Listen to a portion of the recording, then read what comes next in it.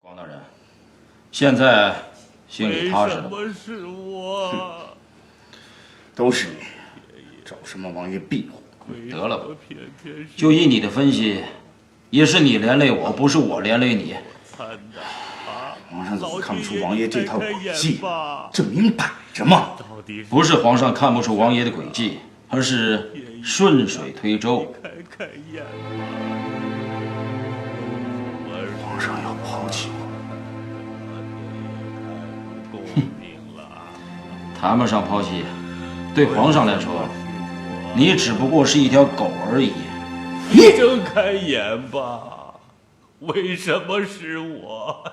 你睁开眼看看吧，他们真的比我贪，老天爷太不公平了，他们都比我贪，怎么偏偏轮到是我呀？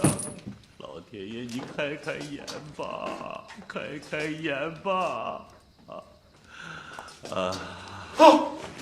皇上，奴才可把您给盼来了，皇上。罪臣叩见皇上。郑元寿，怎么还不快恭迎圣驾？跪下！是我呀？为什么是我呀？他们都比我贪，为什么？他是真的疯了。乐宝啊，你看起来很震惊，你睁开眼，你就不想求朕宽恕？为什么是皇上我？奴才有话要讲啊，皇上。住嘴！皇上又没问你。皇上，罪臣恐怕能为皇上做的就是和广兴一起为皇上尽忠，不奢望皇上宽恕罪臣与广兴。乐宝，你想死啊？乐宝，朕今天才算是对你有点了解。皇上，奴才真的有话要讲啊。皇上，您不觉得广兴像一个人吗？谁？你睁开眼吧！和珅。你才该死！你睁开眼看看。乐宝啊，乐宝，你不就是想让朕杀了广兴吗？这是王爷们的主意吧？老天爷，难道你就真愿意陪着广兴赴黄泉路？皇上，皇上，自讨苦吃。这次就给你个教训，以后再敢仗着朕对你的信任肆意妄为，甭说哪个王爷大臣要你的脑袋，就是朕也不会轻饶你。奴才知罪了，奴才以后再也不敢肆意妄为了。奴才以后事事请示皇上。奴才谢谢皇上，奴才谢谢皇上，奴才谢谢皇上，奴才谢谢睁开皇上。眼看看吧！皇上，他们真的比我皇上，乐宝、广兴听旨，按照你们二人所犯下的罪孽，本该斩立决，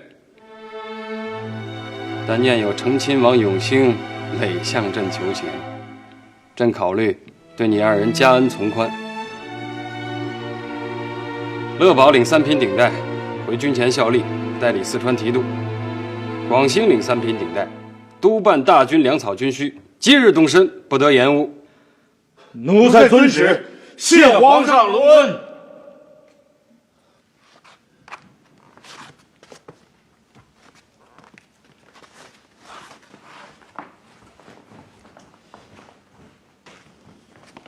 成亲王，这是怎么回事啊？咱们原来商量的不是这样啊！行了你，我也不想这样。皇上，好了，朕知道你们想说什么，朕已经给了11个这个面子，你们就不要再为难他了。两位中堂，这算什么呀？轰轰烈烈的革职查办，到头来就解决了一个疯子，这老百姓反而会笑我们傻。这正合了朱中堂求稳定的意思。没成望，王爷搅局，皇上一较劲儿，连乐宝和广兴也不杀了。这倒成了我们的不是。这些人啊，转眼又官居一方了，危害一方。皇上，微臣德薄才疏，虽能体上言，力较吏治邪风，然收效甚微。恳望皇上另选贤能。近来微臣常常感身体不支，所以请求隐退归乡，叶落归根。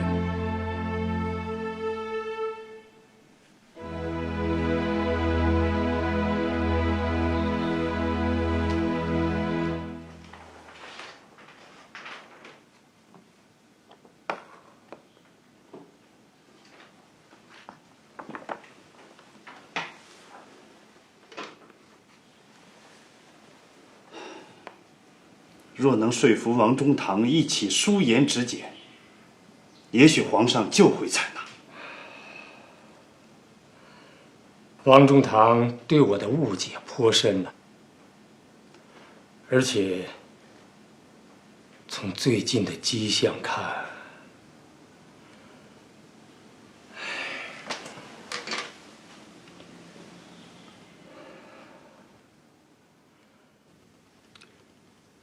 朱时君的担心啊，朕理解。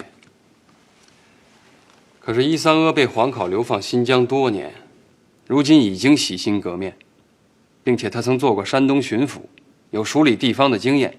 贵州啊，需要一个有治理地方经验的官员。朕想来想去，没有其他合适的人选了。皇上，微臣有折子上呈。朕知道你不赞成。微臣不反对伊桑阿属贵州巡抚。微臣请求隐退归乡。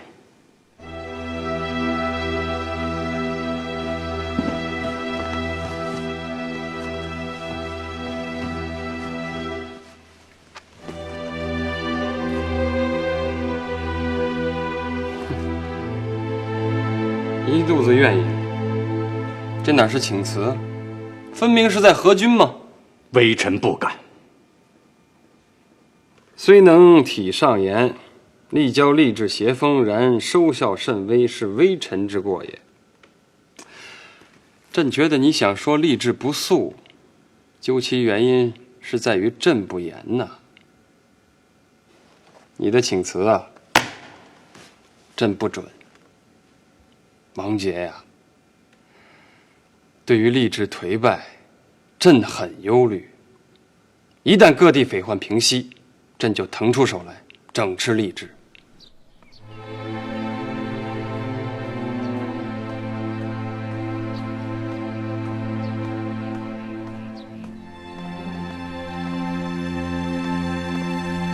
洪大人，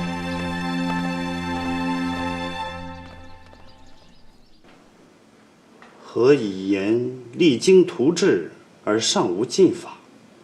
何以言吏治欲速而为速也？盖恐一人之聪明有限，必博采众长，属无失事。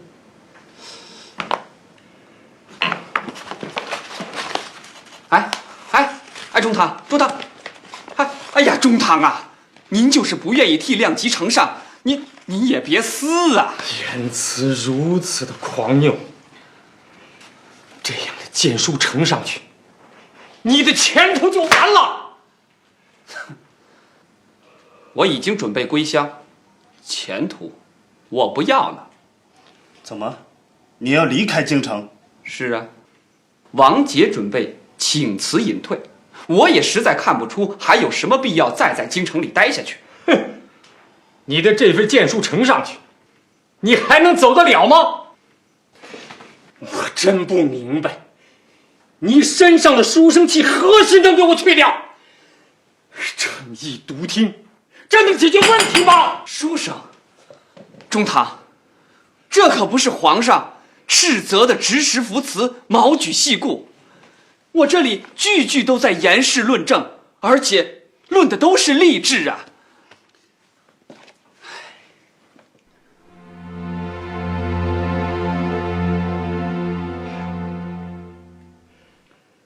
最近啊，一锅粥的乱呐，我担心王杰下药太猛，危及社稷安宁。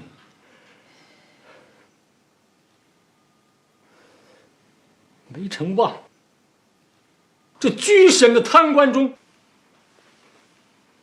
只惩治了一个郑元寿，还是个疯子。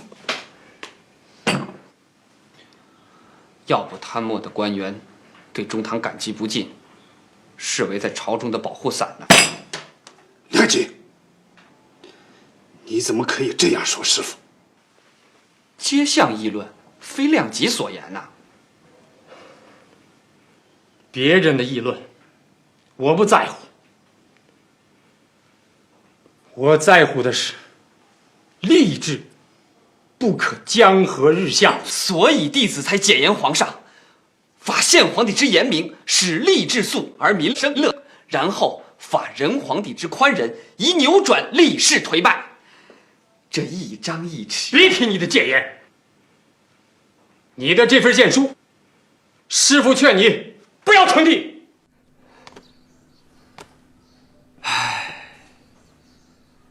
本打算离京前再上书言事，也让皇上知道我洪亮吉离京是对吏治失去了信心。我花了3天时间写的简书，朱中堂2下就给我撕了，这是为何呀？我去征求他的意见，他看完了之后，说我的言辞写得太犀利，反而会惹恼皇上。朱世军当初就反对王杰这样大张旗鼓的整治吏治，他当然不希望自己的弟子也这样上谏了。可是你这样离开京城，未免也有些……你想表达的观点未能直达御前，难免有些遗憾。这世人也不知道你洪亮吉还能有这样的胆识啊！我有什么办法呢？本王要是能帮帮你。王爷的意思是？不过自从我被排挤出军机处以后，奏章折子都不沾手。要是能有什么别的法子，法子我有，王爷您请放心。好。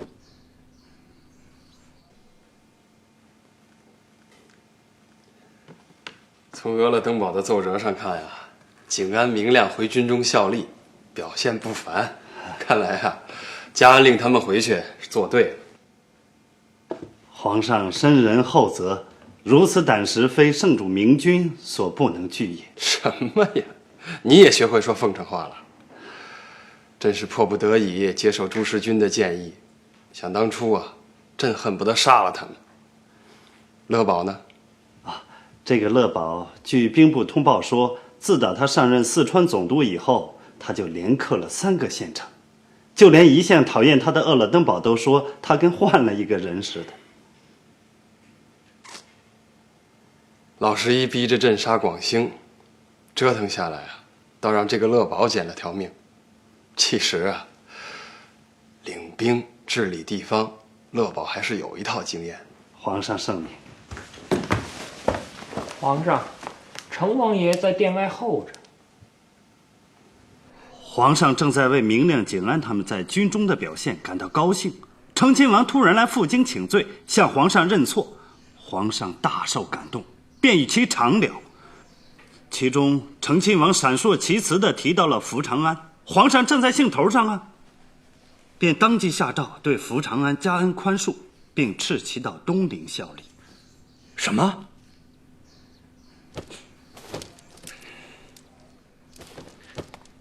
哎，王中堂，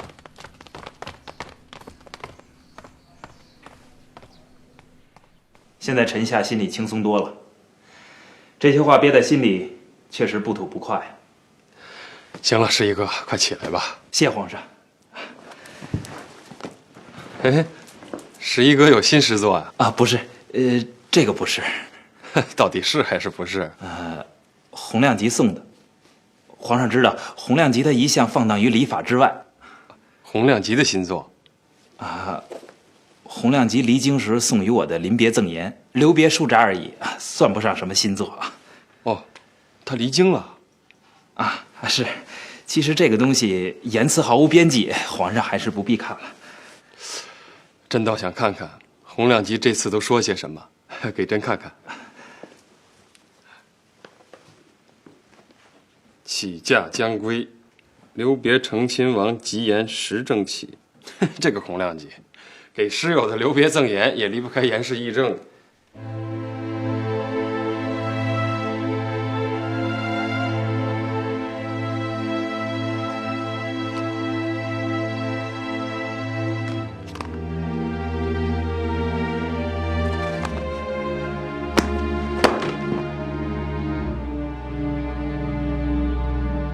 照洪亮吉所言，朕成了贪墨的保护伞。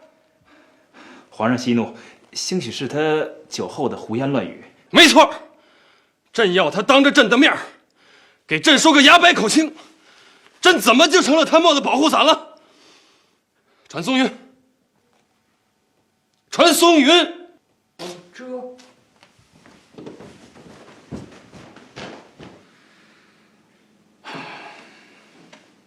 皇上有口谕，更何况本官准备请辞隐退。平心而论，洪亮吉说的很多话是我们平时想说，但又怕丢掉顶戴不敢说。也好。若没有师傅的所谓稳妥，何来弟子书札简言呢？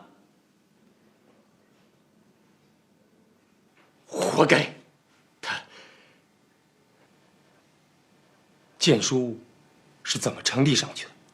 走军机处，托成亲王传承。嗨，陈书生，真愚蠢呐！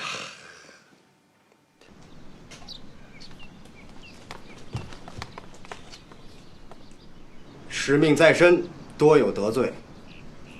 跟我走吧。来人，在。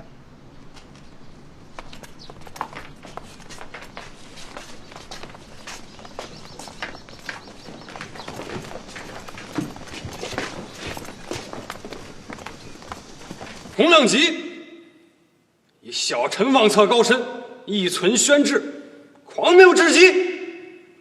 一个平日单酒狂纵之徒，有何脸面谈励精图治？启禀皇上，微臣已奉命将洪亮吉押回了京城，押进刑部大牢。这，皇上，微臣洪亮吉是你的弟子，你就不怕染上庇护之嫌？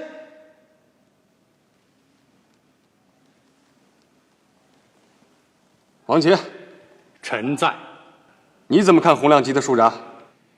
语射不精，全无伦次，实属咎由自取。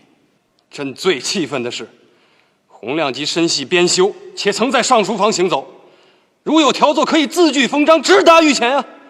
他的好，私书于成亲王，议论朝政，把朕比作贪墨的保护伞，是可忍，孰不可忍？你现在满意了吧？我一再警告你，你就是不听。你怎么能把皇上与贪官污吏的庇护伞联系起来？看来你是真不想要脑袋了。师傅，我没这么说。哼！街头巷尾盛传，景安、明亮、乐宝珠贪墨者获宽恕，乃朝中有庇护伞，言念及此，可为寒心。皇上认为，这庇护伞指的是他。言念及此，可为寒心这两句话有景安、明亮、乐宝珠贪墨者受宽恕，乃朝中有庇护伞。这句话我没说呀。难道是成亲王的？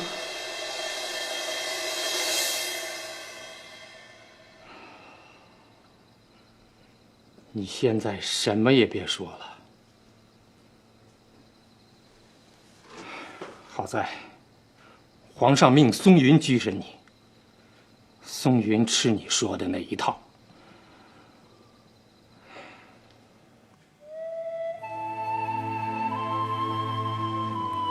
皇上，臣妾怎么觉得洪亮吉这件事儿怪怪的。别提他，一提他朕就来气。皇上别嫌臣妾多嘴，臣妾觉得成亲王是故意让皇上看见洪亮吉的书札的。不会吧？是书札从他的衣袖里滑落，被朕看见的。这倒也是啊。若为负荆请罪，那为何书札藏在他的衣袖里，又恰好在朕的面前滑落于地？难道他是诚心的？老王杰呢？这次表现的也有点怪异。以臣妾对王杰的粗浅了解，洪亮吉狂言，都与王杰同出一辙。是，他这次竟不替洪亮吉辩解。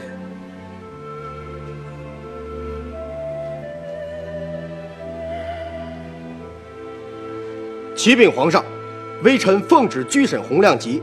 洪亮吉对自己放荡礼法供认不讳。微臣与周廷栋、樊大人一致认为，按大不敬律例，处洪亮吉斩立决。你们判定洪亮吉斩立决。皇上，臣以为大不敬，裁定准确。皇上，微臣这有折子呈上，所作何事？皇上，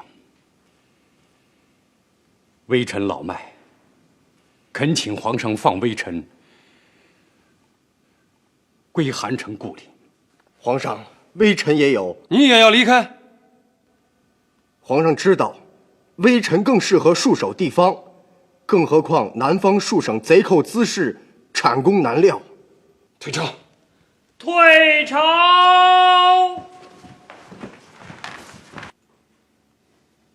一个腔调要斩洪亮吉，还要请辞离开，向朕示威啊！皇上，微臣已是垂暮之年，体力已深感大不容前。军纪领办，内阁首辅，需要精力更旺盛的贤能。微臣绝无此意，只是觉得皇上一心在戡乱，微臣甘愿军中效力。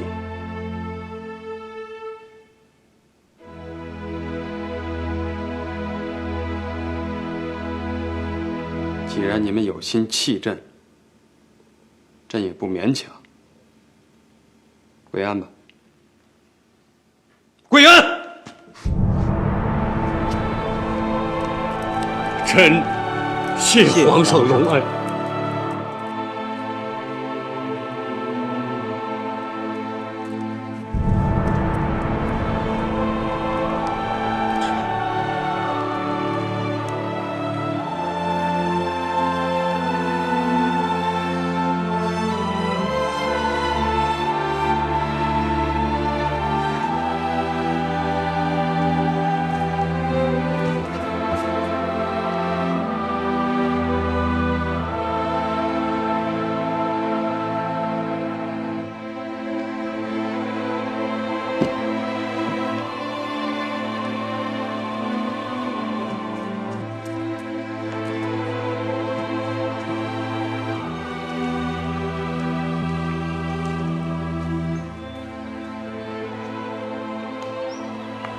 宋云大人，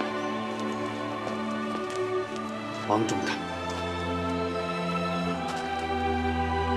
漕运不畅啊，大军粮草供给受阻，经略大臣饿了登堡，抱怨不迭。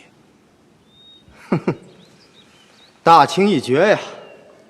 漕运巧立名目，向粮道、卫变索要银两，现在竟要到大军供给上了，新鲜。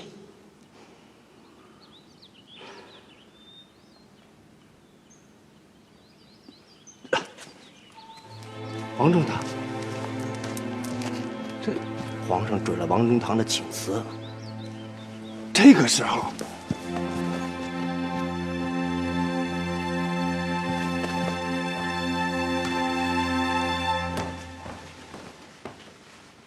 皇上。啊，去，出去！什么事儿？哎，免了。启禀皇上，漕运不畅，大军粮草告罄，饿了登堡请奏，允许各路将帅就地征纳。就地征纳，不就是劫掠百姓吗？告诉俄勒登堡，哪路将帅胆敢有并民之举，朕要了他的脑袋。可是，皇上，这兵马未动，粮草先行，饿了登堡请奏开这个口子，也实属是无奈之举啊。漕运不畅，这些个漕运官员们呢，平时就巧立名目，向粮道卫变们索取银两，没想到他们连军需漕船也不放过。广兴现在到淮安了吗？应该到了。用兵粮草，确系命脉。可是就地征纳呢，会把百姓逼向绝路。替朕拟旨，敕令广兴为兵部右侍郎。若有漕运官员擅权，阻塞军需漕船，广兴可奉旨直接查办。皇上，这广兴可是刚刚发到军中去立功赎罪的呀。哪儿那么多废话？朕不知道这些。广兴若没有一个头衔，他去督办粮草，谁听他的？微臣无知。去吧。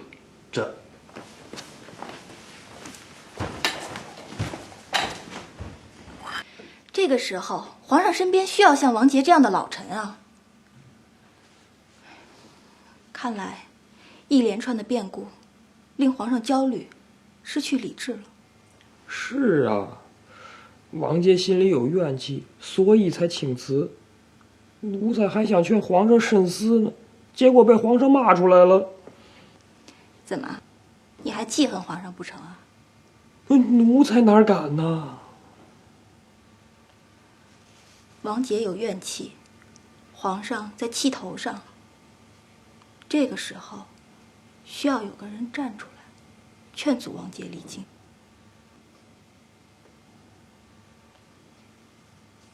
卑职担心，别真应了王中堂那句话，皇上一再的加恩宽恕，重新启用，没了底线呢。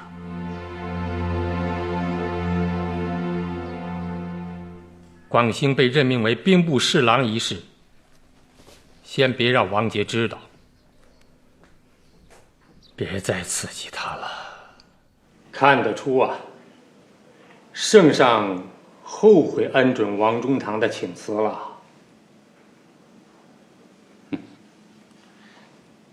君无戏言呐。所以呀，这收回的话，就需要从王中堂嘴里说出，才能给圣上一个面子。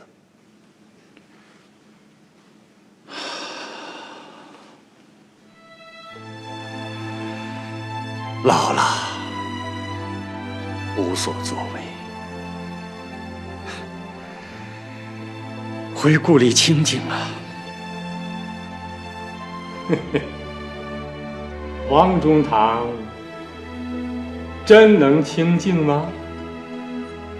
励志，这不是你想要的局面吗？这不是。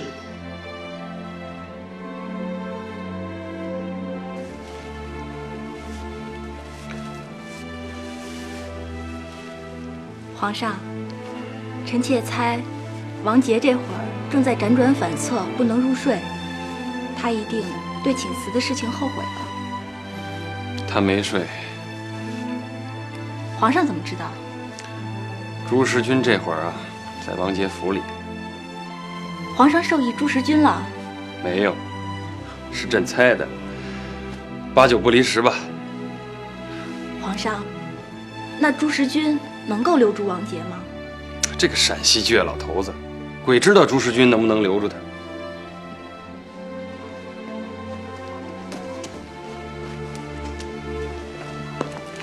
刚才一席话，务请王中堂慎思啊。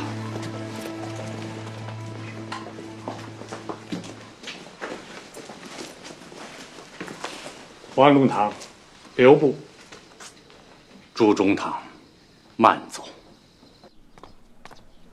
福刚大人，请。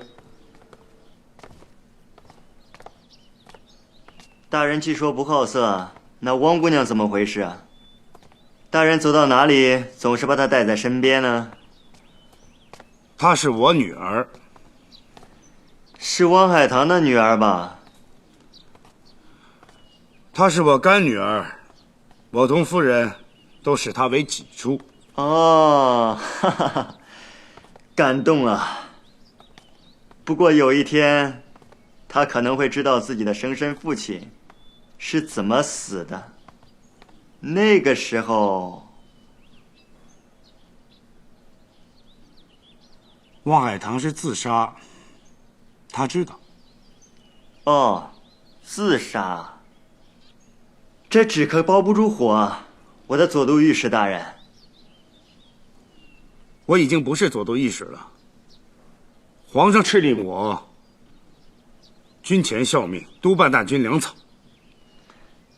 那老兄最好记清楚自己的身份，来到这淮安，别玩鬼抓狐那一套。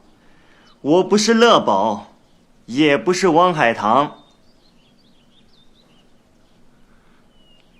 老兄心里要是没鬼，用不着对我软硬兼施。哼，皇上命你们这伙人军前效命，将功赎罪。你来这里监督大军粮草，那本曹台的奉旨监督之职，你可要搞清楚状况。这里我说了算。皇上留你一命，你可别把命丢在了淮安。哼，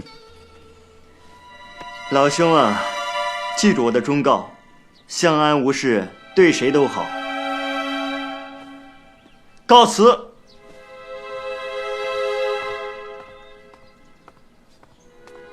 这个老狐狸，拉屎没擦干净屁股，看见我来害怕了。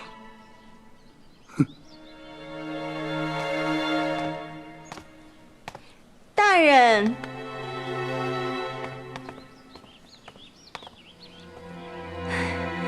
大人最好多想一想富刚说的话。夫人是一个能够协助大人的女子，大人可知道，大军粮草告罄，经略大臣俄勒登堡焦急万分。当然知道，各地征纳困难，上较迟缓。皇上命令我督办大军粮草。错了，主要是漕运不畅。漕运不畅。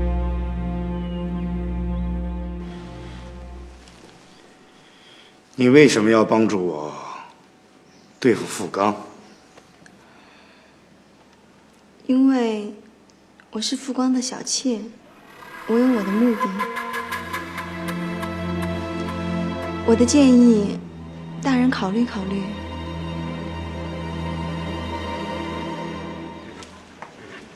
王大人、傅大人，乐宝大人，乐宝大人又来催促粮草来了吧？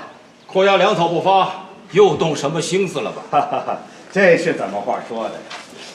我催促还来不及呢，何曾扣押大军粮草啊？你我同在牢里受难，也算是共过患难的。哈哈哈。广兴接旨。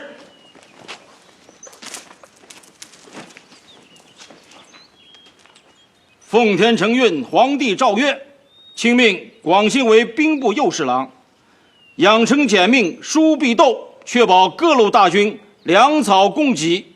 钦此。接旨。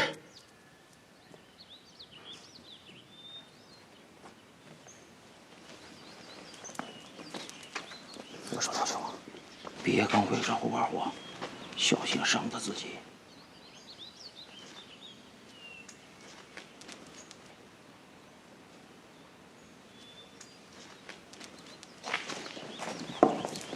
不送。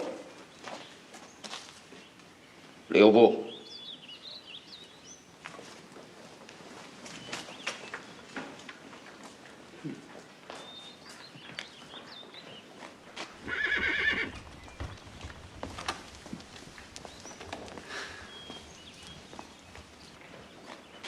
知道什么是书必斗吗？快抓虎，别忘记我前天的忠告。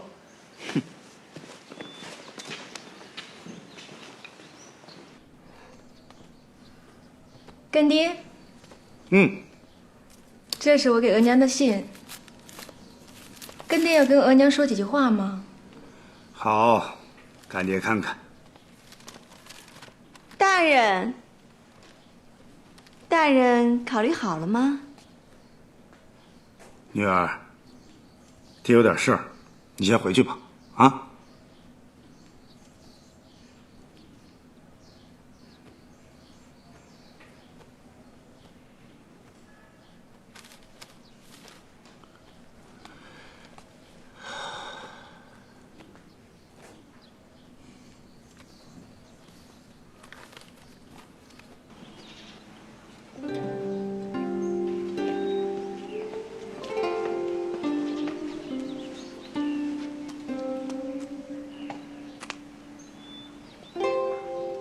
这女人妖里妖气的，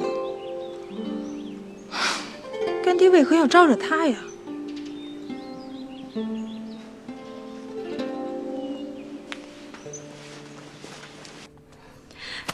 你这是要弹劾傅刚？皇上授我兵部右侍郎，就是敕令我疏曹运必斗，确保大军粮草。你怎么说的嘛？得罪了人还捞不着好处。我背着傅刚来找你，可不是为了这个。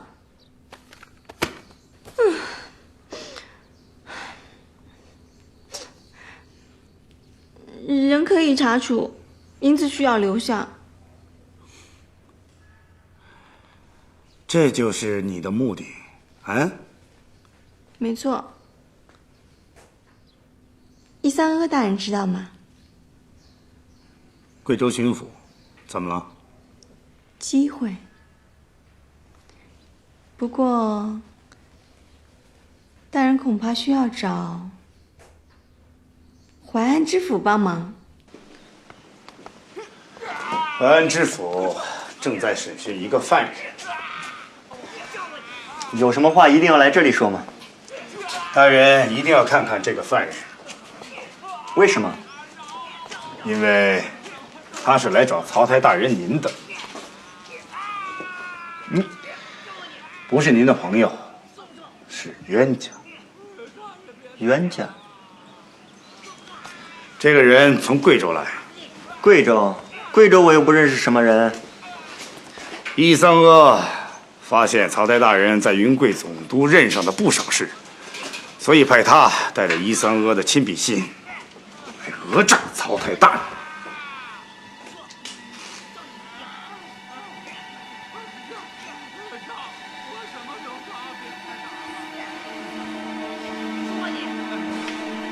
你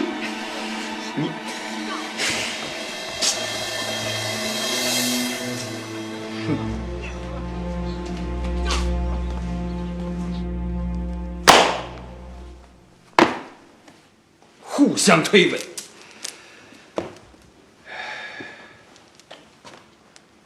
大军粮草关系甚大，若广兴所奏属实，傅刚就罪该万死。皇上，如果广兴所奏的不属实呢？会不会是他自己？你的意思是说，广兴故意扣押大军粮草不发？微臣只是猜测而已。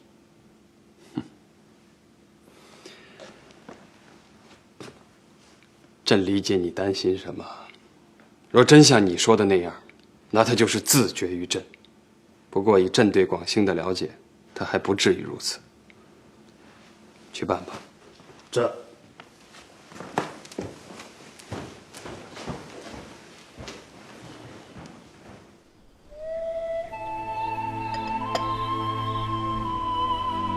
你去找过老王杰？就差磨破嘴皮子了。春风不入驴耳，却老头子非得一门心思走到黑。朕的话，他是一句都听不进去。皇上，奴才把礼部尚书董中堂传来了。礼部尚书董肇叩见皇上。起来吧，起来吧。谢皇上。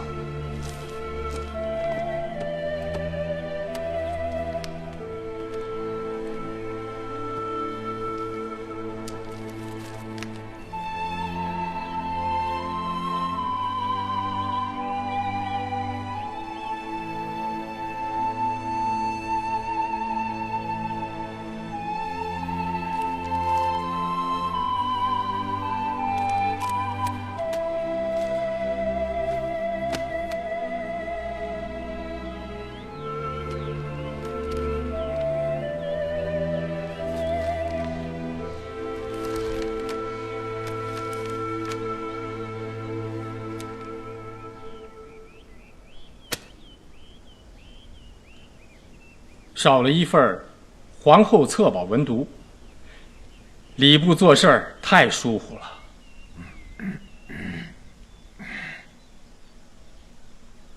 皇上是怎么吩咐的？是吗，德林公公？是奴才把话传错了造成的吧？没有主内制，何谈祖内制？册封皇后，确立统帅后宫，才好晋封贵妃啊！你在礼部做事这么久，这点规矩难道不懂吗？这个不难嘛，以后是吧？这个董中堂的文笔确实无人能及呀。安嫔有才识，也机敏，所以嘛，这个册宝需要董中堂亲自操刀。安嫔兰质慧心，微臣才下笔有词啊。是啊，自册封安嫔以来，颇识大体，顾大局。朕决定，体仁阁大学士朱时均为正使，礼部尚书董中堂为副使，持节机册宝，晋封安嫔苏完尼瓜儿为贵妃。微臣遵旨。